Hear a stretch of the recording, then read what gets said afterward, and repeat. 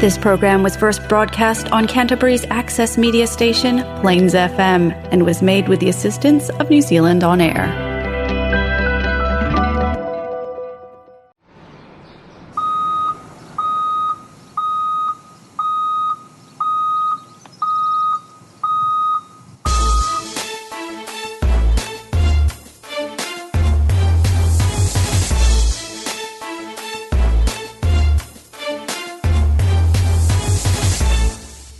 Hello and welcome to Breaking Ground, a podcast about earth-moving machinery and people in our industry. Both your hosts work for Terra, New Zealand's cat machinery dealer. I'm Richard Clark, and today I'm without our usual co-host Marty Turek. Marty has headed across the ditch and taken up a fantastic training opportunity with Caterpillar in Melbourne.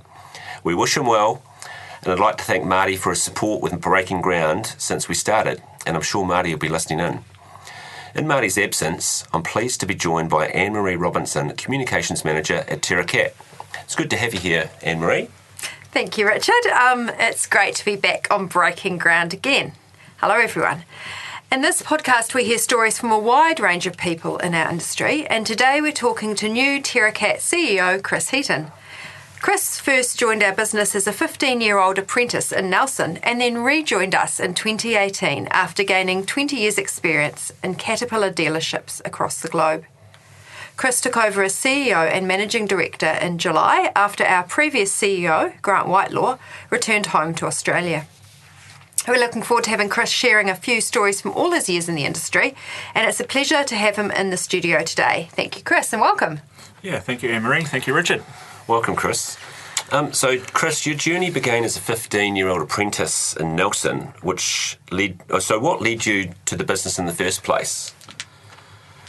I'll let a few secrets out, I guess. And the first one, I guess, was I hated school. So I was pretty keen to get out of the school system and start working. I was brought up on an orchard in the back blocks of Motueka, so loved working on the orchard and anything to do with machinery. So loved driving the tractor, riding my motorbike around, mowing lawns even to just be with machinery. And I guess the other thing that my father always tells me was I loved pulling them to bits to see why they were working so well. And 9 times out of 10 they never worked as well again. But that background really was just from my upbringing on the orchard, I guess. So that was really what sort of started that interest in machinery? Yes. And I guess I also had an amazing friend who he was right into cabinetry, the woodworking side of it, and so our two fathers got together at one stage and said, well, look, if you're not enjoying yourself at school, you better go and get a job. How about take the car and drive to Nelson and look for apprenticeship? And so, I started knocking on doors. It was one day of going around various organisations, and one of them happened to be Goff's on Three Brothers Corner there, and the rest is history. Wow, that's cool. So you took on some big responsibilities at a young age, taking on an apprenticeship first and then some others, I guess. Can you share more about these experiences and the impact they had on you? Yeah, I guess leadership's never been something I've asked for. I've never really applied for a leadership role or job in the past, but I was the oldest of 3 boys, and so naturally took leadership sort of positions. My brothers would argue I was just bossy, but I sort of led them about, I guess. I was a carbon scout and was always the sort of patrol leader in that association, which I really enjoyed, particularly taking the patrol away and camping and taking responsibility for that. And I guess then later on, the work life I certainly led myself when I was in field service and really took responsibility for whatever I was doing there, and then the rest just evolved. I would be working for an organisation, and the next thing I knew there was a leadership role that needed to be filled, and I'd be asked to do it. So I guess the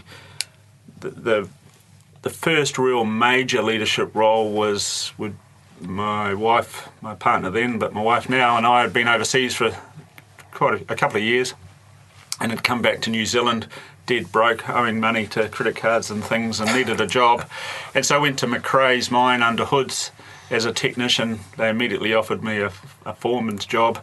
And then within a month, the maintenance manager had resigned and headed off. And so as a 25-year-old, took on the leadership role there, and sort of that's really where it all started from a careers perspective. And I suppose just going back to when you were in Nelson, you obviously did your apprenticeship there. And then what happened, I suppose, once you'd got through that apprenticeship program with GOFs as it was back in the day? The apprenticeship itself was amazing. I talk to apprentices about this all the time. Actually, it was not only having 100% of your day focused on machinery and sort of the heavy equipment side of it. I immediately enjoyed interacting with adults as well versus at school, and realised that this was a major step up from everything I'd experienced at school. So I certainly enjoyed that work culture of GOFs at Three Brothers Corner there. I actually just caught up with some of the team from those early days. Shouted them dinner for taking me on as an apprentice all those years ago, and we talked about that fact that often as a youngster coming into an organisation like that, it's a big step up. And so I certainly enjoyed the apprenticeship side of it and learning on the job. I didn't like the bookwork so much. I guess you learnt a lot there. I learnt a lot about customers, but also just some of the elements that are required to get a job done, and sort of thrived on that. But I guess, the major thing there was actually more about how I came to leave Nelson. And I'd finished my apprenticeship after 3 years. I was probably a year into working there, if that. And there was quite a downturn in the Nelson region, and the writing was on the wall that we were probably going to have to downsize in headcount there. And to this day, I don't know why I did it, but I walked into Ken's office and said, look, if you've got to do anything, send me to another branch within the country. I'd be happy to move anywhere. And within a week, they said, how about Hamilton? Why not? I had no sort of picture in my mind what that would look like.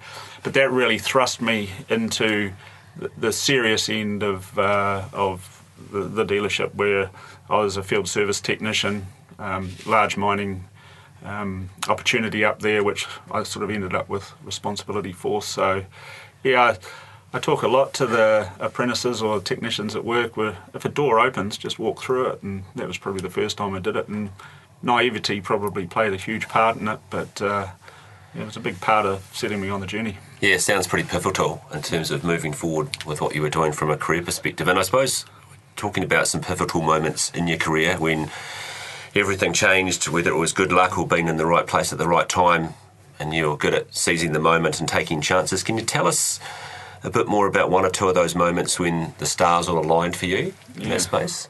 Or not. Or not, yeah. I guess, I've got to link it back to my upbringing though, really. My parents were quite adventurous. They travelled a lot overseas and took on big challenges that other, I guess, families didn't take on back in the day. And actually one of the earliest ones was they put me on dropped me off at the Newman's bus station in Nelson to visit aunties and uncles up in the North Island at 13, including navigating the Cook Strait and bus stations and things like that. And there was all sorts of disasters along the way, but it sort of did teach me that unless you seek, you don't find. And so I've always seized opportunities, I guess. And so a couple of examples. Again, as part of our OE, we were working in London. We were working in a pub in downtown London, and as much fun as that was, it wasn't spinning my wheels. But so I actually saw an ad to fix black taxis in some workshop in London. So I rang this agency sort of 10 o'clock in the morning to see what that was all about. They found out that I'd done my apprenticeship with Caterpillar, and they basically said, would I move to Saudi Arabia and work for the dealer there? Not quite London. It wasn't quite London, and it wasn't quite Nelson either. And actually, again, pure naivety, rocked up there, and by 1 o'clock they'd offered me the job, and I went back home to tell Lisa that I was off to Saudi Arabia, and she said, "Where is Saudi Arabia?" And I said, "I don't know." We had to go to the library and get an atlas to figure out where the heck that was. And I knew it was Islamic, and I do recall we studied Islam when in geography and the standard 3 or something, I don't know. But I rocked up there, and it absolutely blew my mind. It was just after the first Kuwait War. There was thousands and thousands of American military people there. There was bits of exploded Scud missile in our compound and things like that. It was just, and then I was off on field service jobs, onshore and offshore, and I guess I was sort of 22 at the time, and just an unbelievable adventure that taught me about taking personal responsibility, both for your safety in an environment that you're unfamiliar in, but also on the job. So, some of those tasks were pretty intense, and in terms of getting equipment going or machinery going, because there was extreme circumstances. So, I was going to say, what sort of equipment or machinery were you fixing? Because you were still working for that was the London... No, it was the Caterpillar dealer of Saudi Arabia. Oh, yes. Which is owned by Sheikh Mohammed, of course. Just one example was we'd do a lot of engine work there, some of it offshore. The helicopter would pick you up and take you offshore. And myself and a colleague that I worked a lot with, a Filipino high voltage electrician, and I went out to do an overnight job on a accommodation platform that housed 400 people offshore. They exported power and kept these 400 people fed and watered and cooled while they were working on a task there. And we got there, of the 18 engines, 4 of them were running. They needed 10 running. And the first thing that he and I did was shut down the entire power system of the boat, so we had 8 hours of no power, people waking up and food going off, and a Scottish ship's captain yelling and cursing at us for 8 hours non-stop until we fired the ship back up again. But yeah, we left 2 months later, and every time we got one going, another one would fail. They were pretty old engines. But again, it just it installed this sense of responsibility that it might only be an engine, and you might only be a mechanic and an electrician, but you have these huge responsibilities, and if a customer needs a machine going, there's usually a series of consequences if you don't get that machine going. Likewise, if you don't get 10 out of these 18 engines running, then they can't do their job, and people can't sleep, and things can't happen. So yeah, those sorts of examples taught me consequences. I can understand that. There's another good story I've heard from you about taking opportunities, which I think is, I really love the story about when your wife answered the phone on your behalf, and that just took your career in a whole new direction for decades, it seems. Can you tell us a wee bit about that? Yeah, again, it's a series of consequences. I was working at Hoods, and the contract changed, and so Hoods lost their contract, so myself and the mine manager didn't have a role there. I responded to an ad that caused us to end up in Kalgoorlie, of all places, in the middle of Australia. My wife was driving a dump truck, and I was maintenance manager there in the middle of nowhere. We didn't really enjoy it, my wife particularly. Anyway, I just happened to be sick at home this one day, and my wife was in the office, and the satellite phone that was in my office rang, so she answered it. And it happened to be a colleague that I'd worked with in Saudi Arabia, an English chap, who somehow they figured it out that Lisa and I were married, and he said, does Chris want to come and work in Kalimantan in the middle of Indonesia? And so, I don't know if Lisa asked too many questions, but she accepted there and then on the phone and came home and said, "Where's Indonesia?" And I said, well, it's, of course, North Australia, but I'm not too sure. Why? Because we're moving there. I've just accepted a job on your behalf. So, yeah, I packed up, and Lisa followed a couple of months later, and we ended up staying there 16 years. So that door was a big door that opened, and an amazing opportunity. So I worked for the Caterpillar dealer there in a number of roles over those 16 years. So we've touched on this, but there may be more you want to add. Are there any key experiences or lessons that have shaped your career along the way? I think there's experiences like the one I was explaining around on oil rigs and things, but I guess my experiences are more with the people that I've worked with. And some might call them mentors, but I think they're people that the experience working with them sort of shaped my way of doing things. And I guess the first one I'd call out was when I moved to Hamilton. Case Dolman was the branch manager there, but there was a certain supervisor who ultimately became the branch manager called Ho Hogg, who another great person to talk to in this podcast, because Ho had a very colourful background. For those of you that know Ho, great guy. He taught me a lot in terms of, well, actually his golden rule was give and take. And so, the harder your work, the more he would give, and vice versa. But, he really taught me a lot about backing your team. And again, I was very young age up there, responsible for some mining trucks that had been just delivered. And, Ho totally trusted what we were doing out there. He'd call us on a few things, but usually that was it. Right at the very end of something going wrong. But so Ho shaped me in many regards there. Another was the CEO, general manager of mining, and then ultimately the CEO of Track Indo, a chap by the name of Don McIntosh, a Scottish guy. Yeah, his learnings for me were really around commitment to Caterpillar and the commitment to the dealership, and then ultimately commitment to the customer, but at a very strategic level. So, amazing guy, a heck of a brain on him that would think things through, and you could see this trail of thought that sort of ultimately led to great outcomes for Caterpillar, the great outcomes for the dealership, and absolutely forefront the great outcomes for the customer. So him and I would stand at the bar for many hours sort of talking these things through, and these golden threads that he would sort of sew into your thinking was pivotal. And I guess the last I'll have to call out is a recent sort of phase in my career and an experience that you both have enjoyed is under Grant Whitelaw, and just how to manage through the values of the company and manage through people and taking care of the people, and then the people will take care of the business. So I think Grant taught us a lot in many ways. And so, there's the experiences on the ground, the physical experiences, but it's more so about the experiences and the learnings that you get from really important people within your career. Totally agree, yeah.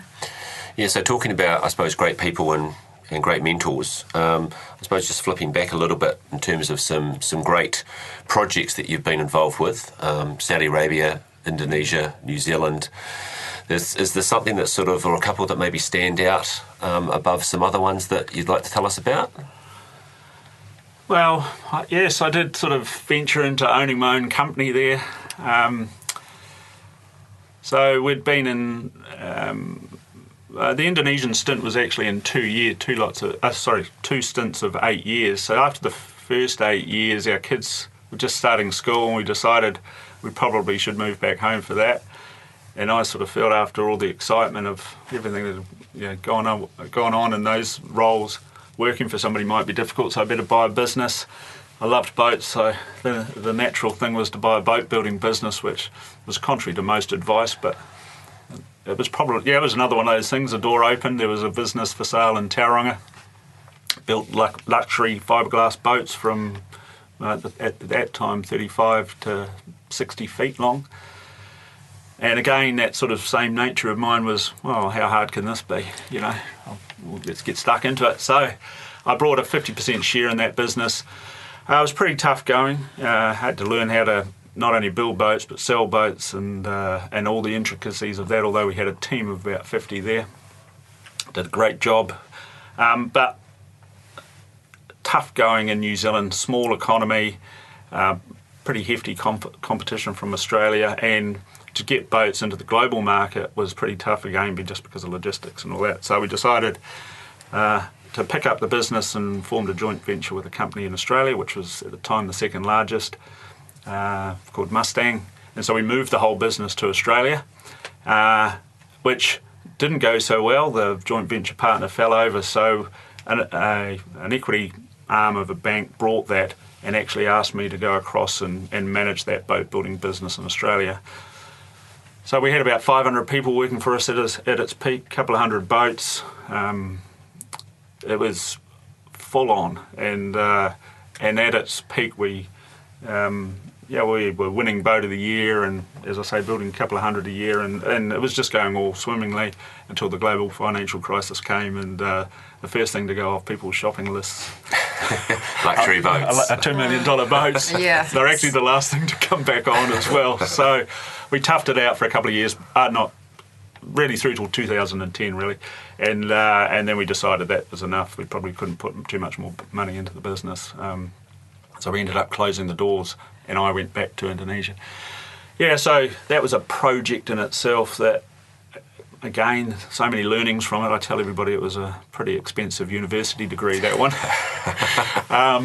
But yeah, it was, learned a lot about cash flows, learned a lot about brand and expectations of the brand and things like that. So yeah, it was a hell of a project. And again, you would have learned a lot about people, I suppose, having specific responsibility for all of those people that were in the businesses with you as well. Yeah, and again, pretty young. I remember I was probably 35 at the time, and as I say, new to the industry, and people looking at you for answers. A lot of pressure, and often many things out of your control. So it was all about interacting with the team that you had. Boat building's a very complex business. The amount of tradesmen, different trades that you need to build the boat, and designers, and then you've got the marketeers and sales organisers. It's very end to end, and so just took a lot of trying to pull that team together. That really sounds like quite the experience. Are there lessons that you take from that? You've touched on a few, but are there lessons you take from that through into your current role today? I guess, yes.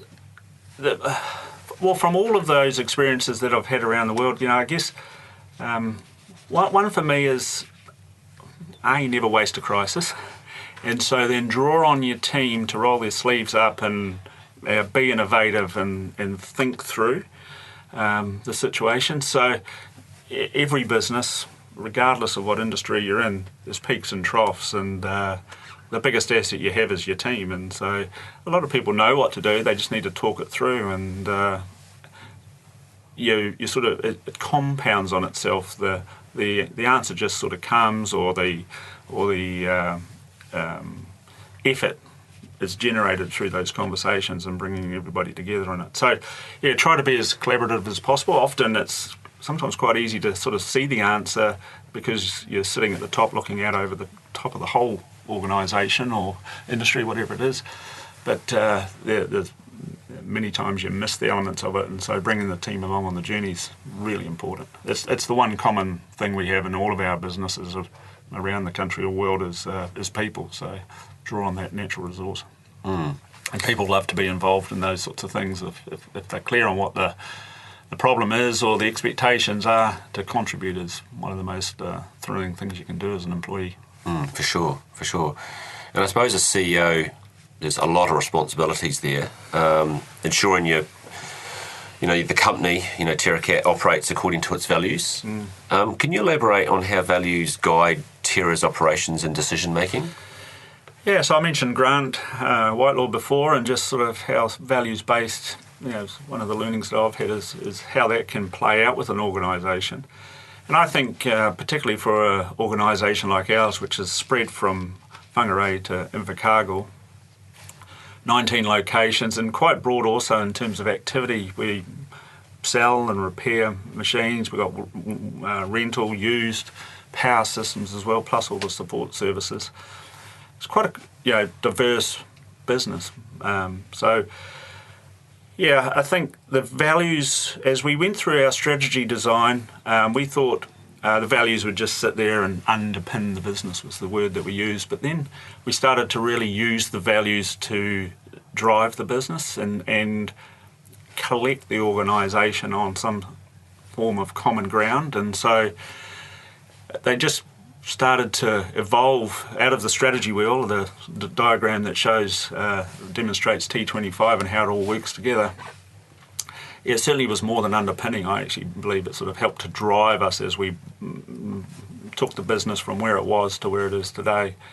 And it was, so many times we would say, well, let's apply our values. What do our values tell us to do here? So a simple way of saying that is values answered the questions in many ways. And so it was just a natural answer. And that's whether it was an internal question or an external question, customer related, a Caterpillar related, or an internal question. What answer do our values give? And makes it very crystal clear. And I've heard that dozens of times within the organisation where people apply their values. So, it played a significant role in taking us on this 4-year journey that we've been since new ownership. So, I think one of the key elements of sort of embedding our values was our GM of People and Culture at one point suggested that we should have a value share just like we have our safety share at the beginning of a meeting. And initially that was just at ELT within the leadership team, and that really started to get us to talk about, well, what are our values and how are they playing out within the organisation, and where are we seeing them benefit team members or customers or Caterpillar. And they were real live examples. In many ways, much easier to have a value share than a safety share, because there's people utilising their values all of the time, everywhere, to some pretty amazing outcomes. It's true, yeah. And I saw some of the difficult decision making around COVID. Yes. I saw the values really contributing to that, because that was, some tough calls there. And dynamic. In the early days of COVID management, just like everybody within the country, it was, we were glued to the 1 o'clock session? The briefings, yes. Briefings. And then we'd have to adjust or, make decisions there. And you're right, Anne-Marie, it didn't make it easy, but it certainly made it easier, didn't it? That we just apply our values. It might not be the commercially best decision, or it might even be a tough decision to take in terms of comms out to the team, but it meant it was the right decision. Developing people in the business is also one of your responsibilities. How do you prioritise employee experience, as we call it? And Terra Cat's made some good progress in this area too, so do you want to share that with us? Yeah, I guess, as starting out as a young apprentice that knew nothing, thought I knew everything, but knew nothing, obviously. And then this path that I've taken where I've just gleaned information off anybody, anywhere, all of the time. In my mind, development can come in many forms. There's the formal way, which is training and courses and things like that. But there's self-development as well, and I certainly encourage as many as possible to sort of listen to everybody out there and learn from the shop floor, or learn from our customers, and take development on as a personal challenge as well as a role the company plays. Yeah, but for me, again, sort of linking back to the people part of organisations, it's the most common element. And we've got just under 600 people within our organisation, as I said, spread across the country. So great EX, great employee experience is foundational. We can't have great customer outcomes without great employee experience. And people have got to love coming to work. And I guess in the 6 years that I've been within the dealership, 2 years of Goffs and 4 years of Terra Cat, that journey's gone from most people not wanting to come to work. The survey was in the negative, the results were in the negatives, to a very strong positive position now in terms of employee experience, and the mood in the workplace is so different. The quality of people applying for roles within the organisation is so different. Yes, we still have attrition with people looking to go and do something else, particularly overseas.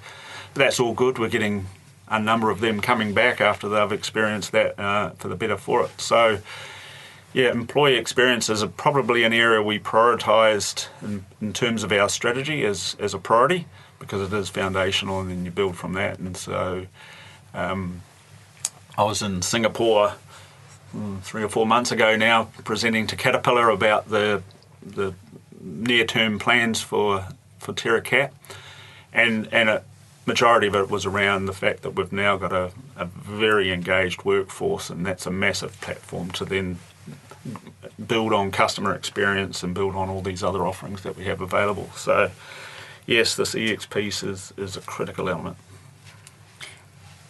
What direction do you see Terra heading in the coming years? Yeah, so we've got to continue this journey of growth. We are 4 years into this new ownership. In many ways, got the dealership off bottom dead centre, so it's now performing as a Caterpillar dealership should, and we've been recognised for that all the way up to the Caterpillar Executive Office. Grant and I presented to them last year, and they were looking for some of the secret sauce as to what we'd achieved. And actually, to circle back on the last question, we said we focused on the people in the organisation and get that humming, then the rest will flow. So yeah, we've got to continue to grow, and it's not just perhaps in our traditional areas in terms of machine market share and parts and service, but in other areas related to Caterpillar, through asset excellence solutions, various other solutions that we can offer for our Caterpillar customers. So we're not looking to broaden our portfolio as such, but certainly broaden our offerings and our ability to add a broader value proposition to Caterpillar customers. We've actually also got to modernise the dealership. So, the traditional elements of selling a machine and then parts and then an hour of labour is moving beyond us. And so whether it's commercial solutions or whether it's advice in terms of maintenance or carrying out that maintenance or getting more productivity, or as the introduction of higher levels of technology come with every new model of machine, how do our customers get the best out of that technology, and how do we support that? And I guess one that's sort of front and centre at the moment, because of a joint venture that we're working on with a couple of our customers on a large roading project, is actually how do we also decarbonise. And so how do we structure ourselves as an organisation to support customers as they manage CO2 emissions, but also then look to decarbonise their fleet. And I think it's a real inflection point for the industry. The next 5 years is going to be quite dynamic in that regard. So, yeah, we've got to have a very sort of nimble and forward-thinking organisation that can offer solutions that probably are not even in our thoughts at the moment. So that's then really about preparing for the future. If the dealership here in the country has been around for 95 years, I doubt the next 95 is going to look the same. And so I think it's all dealerships around the world are probably at quite a, as I say, inflection point, or quite a turning point in terms of how we operate and how we interact with our customers. So I think we've got to be quite liberal in our thinking and challenge ourselves in doing things differently and take the customer on that same journey. Yeah, it's a pretty exciting time, and as you say, there's certainly a lot of opportunities out there, in the very near future for us. Yeah, I think New Zealand's although New Zealand is tough to do business in. We're a small economy, miles from nowhere. It rains every second day, and all these other challenges that are chucked at us. We are also an innovative culture, and so if you've got a problem working on a solution with other parts of the industry, whether it's associations, our customers, ourselves, or even competitors for that matter, then I think that's what we have to do to try and get over these challenges. And climate change is one, but profitability of the industry is another. Surety of work going forward and making sure that our industry is delivering on those solutions, whether it's power generation or earth moving or forestry, in the most efficient manner, is probably another area that we need to focus on. So yeah, innovation I think is the other thing that we need to make sure we've got embedded within the organisation. Some great insight there, thank you for that. Now, we ask a lot of our guests this. I haven't got to this one so far, so I thought I'd bring it up. Favourite Cat machine? You've worked with a lot. Do you have one? And is there a reason why you potentially like that cat machine? This can be controversial, so just be careful. Yeah, people do like their specific models, so what about yourself? Well, I've got to say it's probably the Cat 785 off-highway dump truck, and for a couple of reasons. Mm-hmm. Catapulted my career, as I said, when I put my hand up to move out of Nelson and went up to Hamilton. We were just the dealership was just delivering 3 brand new 785s to Doug Hood Limited. And I was actually just in Gavin Begg's office last week, and he had a photograph on the wall of those machines. They were amazing. They were a big deal at the time, first in New Zealand, and in fact, some of the first, and even in Australia. So, we were on TV, and we were, I did 2,000 hours of overtime that year assembling those trucks and looking after them. So, fatigue management was probably not even there at the time. So that was it, but also just the sound of a Cat 785, 3512 engine, straight exhausts. It's a pretty solid machine. I had a fleet of around 400 of them in Kalimantan that I looked after, so know them very well. Cut my teeth on them. I think we haven't had one in the mining truck side of things, so it's good to have a different one there, Chris. So. Yeah. Now, outside of work, you I think you mentioned before about enjoying some time away from work, and motorbikes is a real passion for you. And you've also got a lifestyle block that you work on with your wife. Tell us about that, because I hear a rumour that you've got a new motorbike. Is that true? Yes. I got back into riding a motorbike when I was working in Jakarta in Indonesia. The kids went back to boarding school, and my wife was spending more time in New Zealand than up there, just because of Jakarta, really. So ended up with a motorbike, and myself and my driver, we used to have a driver assigned to us.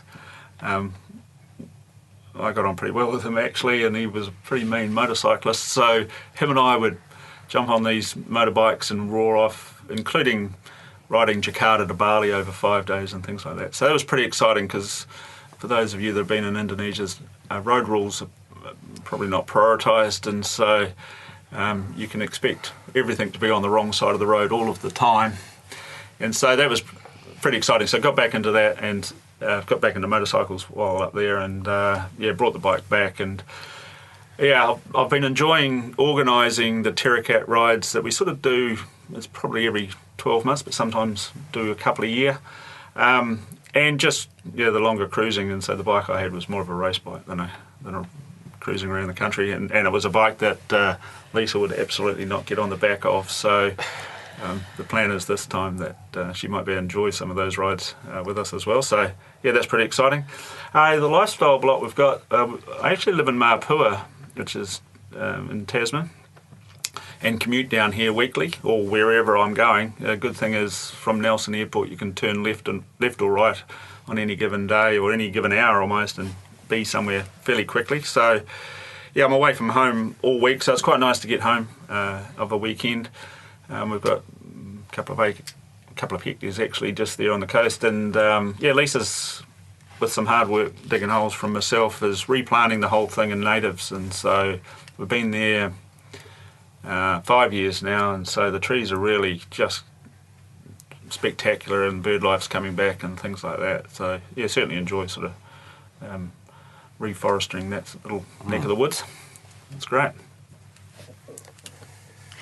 How do these just help you recharge and bring a fresh perspective to your role as CEO? Any insights there? Although I say we're replanting a lot of it in trees, it's a huge lawn, so it takes me sort of 2.5 hours to mow. And I guess the best way of, how does it help me recharge? There's a lot of time to think, I suppose. Sitting on the ride-on, you think a lot. And in fact, the story Lisa tells is about how I stopped mowing one day, got off the lawnmower, stood there, got back on the lawnmower and carried on. And she asked me what was that about, and I couldn't remember. So, I do have some of the best ideas for mowing the lawn. So, or helps me just zone out as well. So I certainly enjoy it up there. It's but then it's a 4:30 start on the Monday morning to catch the first flight down, and so you're ready to go and jump straight back into it. That's good. Well, thanks, Chris. We've really appreciated the time that you've given to us coming on Breaking Ground. It's been fantastic getting a bit of insight in terms of your new role as CEO, and also a lot of really interesting background there in terms of, I suppose, the journey to get there as well. So thank you very much for coming on. No, thank you very much. I enjoyed it immensely. And thanks again to all our listeners. We hope you've enjoyed today's conversation with Chris. As always, we'd love your feedback. So give us a like on Facebook or Insta. And to get in touch, you can send us a message through any of our Terra social media channels. And please keep an eye on our Terra Facebook page for details about next month's episode of Breaking Ground. Thanks a lot and goodbye. Thank you very much. See ya. Thank you.